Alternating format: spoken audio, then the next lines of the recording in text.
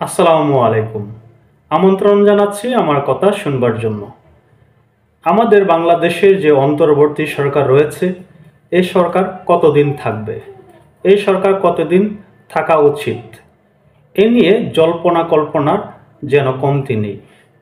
বিষয়টি শুধু জল্পনা কল্পনার মধ্যেই সীমাবদ্ধ নয়, এই বিষয়টি নিয়ে জরিপও চলছে বিভিন্নভাবে।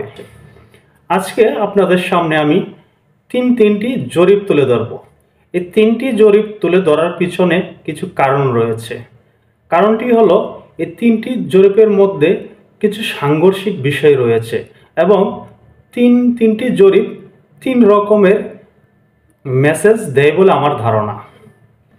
জরিপটি উপস্থাপন করার আগে আপনাদের কাছে আমার একটি অনুরোধ, সেটি হলো এখনও যারা আমার চ্যানেলটি সাবস্ক্রাইব করেননি, সাবস্ক্রাইব করে পাশে থাকবেন এবং যারা সাবস্ক্রাইব করেছেন তাদের প্রতি অকৃত্রিম ভালোবাসা এবং শ্রদ্ধা। এখন আপনাদের সামনে আমি প্রথম জরিপটি তুলে ধরছি। জরিপে বলা হচ্ছে, এখন নির্বাচন হলে 34% মানুষ নিশ্চিত নন কাকে ভোট দেবে, আর 11% বলছেন ছাত্র সমর্থিত নতুন কোনো দলকে ভোট দিতে চান। দেশের 50টি জেলায় মাঠ পর্যায়ে 5115টি নমুনা বিশ্লেষণ করা হয়, অর্থাৎ 5150 জন ভোটারের মতামতের ভিত্তিতে এই জরিপটি করা হয়েছে। মাঠ পর্যায়ে জরিপে দেখা গেছে বিএনপির সমর্থন বেশি। বিএনপি পেয়েছে 21% ভোট, জামাতে ইসলাম পেয়েছে 14% ভোট এবং আওয়ামী লীগ পেয়েছে 5% ভোট। অর্থাৎ 5115 জন লোকের মধ্যে বিএনপিকে ভোট দিতে চায় 21% মানুষ, জামাতে ইসলামকে দিতে চায় 14% মানুষ এবং আওয়ামী লীগকে দিতে চায় 5% মানুষ। তবে এই জরিপটি নিয়ে আমার কিছু পর্যালোচনা রয়েছে। সেটি হলো, মাঠ পর্যায়ে 5115 জন মানুষকে যে জিজ্ঞেস করা হলো, তাদের মতামত নেওয়া হলো, যার ভিত্তিতে জরিপটি করা হয়েছে, তারা সত্যিকারে কোনো কি মতাদর্শের লোক নাকি নিরপেক্ষ লোক, আর যে সংস্থাটি জরিপটি করেছে তাদের নিরপেক্ষতা কতটুকু সেটি এখন আমরা যাচাই যেহেতু করতে পারিনি, তাহলে এটিকে আমরা মূল্যায়ন করছি। কিন্তু আমার কাছে মনে হচ্ছে কোথাও একটা শুভঙ্করে ফাঁকি রয়েছে, কারণ এইসব গবেষণার উপরে ভিত্তি করে অন্তর্বর্তী সরকার টিকে আছে। তাদের ভাবমূর্তি তাদের নিজেদের কাছে ভালো মনে হচ্ছে। এই হলো একটি জরিপ। আপনাদের কাছে রিকোয়েস্ট থাকবে পুরো আলোচনাটি শুনবেন, অনেক ব্যতিক্রমী কিছু শুনতে পারবেন। আরেকটি জরিপে বলা হচ্ছে, দেশের 97% ভোটার অন্তর্বর্তী সরকারের প্রতি আস্থাশীল। এই সরকারের মেয়াদ 3 বছর বা তার বেশি হওয়া উচিত বলে মনে করেন 47% ভোটার, আর 53% মনে করেন 2 বছর বা তার কম হওয়া উচিত। বেসরকারি নর্থ সাউথ বিশ্ববিদ্যালয়ের south Asian institute of policy and governance এই জরিপটি তারা করেছেন। তারা এই জরিপটিকে আবার বলছেন এটি জাতীয় জরিপ।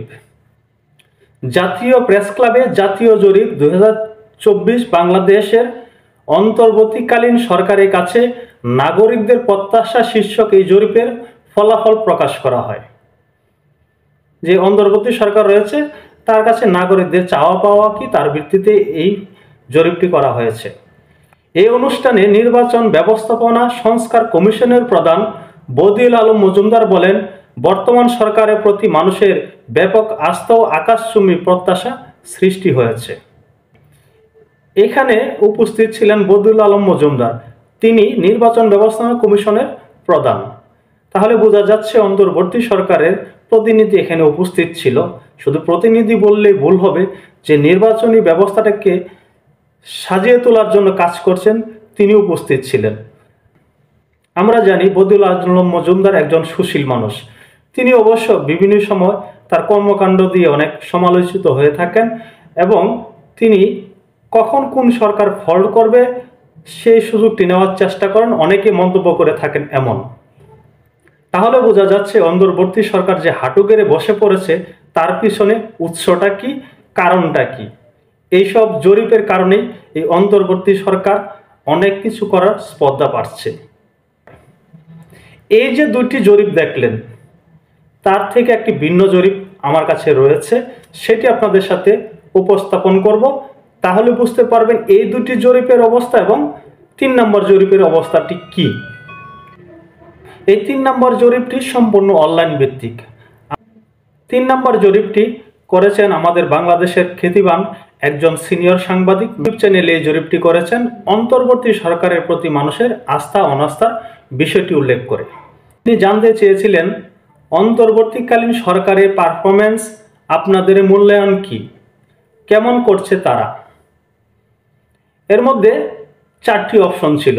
একটি হলো খুব ভালো, আরেকটি হলো মোটামুটি, আরেকটি হলো খুব খারাপ এবং শেষটি হলো বুঝতে পারছি না। এই 4টি বিষয়ে ভোটদান করেছেন 80,000-এর উপরে মানুষ। তারা বলছেন খুব ভালো 10%, মোটামুটি 29%, খুব খারাপ 54%, বুঝতে পারছি না 7%। তাহলে বোঝা যাচ্ছে এই জরিপটি এবং পূর্বে যে দুটি জরিপ পর্যালোচনা করেছি সেই দুটির সাথে এই জরিপটি সম্পূর্ণ সাংঘর্ষিক। কারণ হলো এখানে তিনি নিরপেক্ষভাবে করেছেন, এখানে সাধারণ মানুষ ভোট দিয়েছেন, যারা অনলাইনে অ্যাক্টিভ তারা ভোট দিয়েছেন।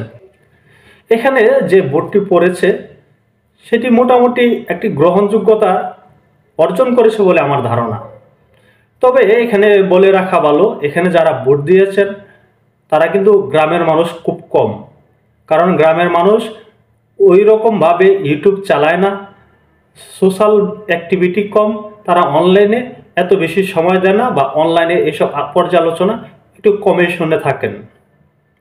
তবে এই 3টি পর্যালোচনার মধ্যে আমাদের বাংলাদেশের অবস্থানটা কি, জনমানুষের মনের ভাব কি, আসলে ফুটে তোলা এভাবে এত সহজ বিষয় না।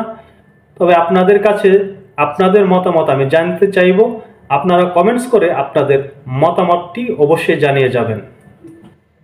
এতক্ষণ আমার সাথে থাকার জন্য ধন্যবাদ জানিয়ে এখানেই বিদায় নিচ্ছি। আল্লাহ হাফেজ।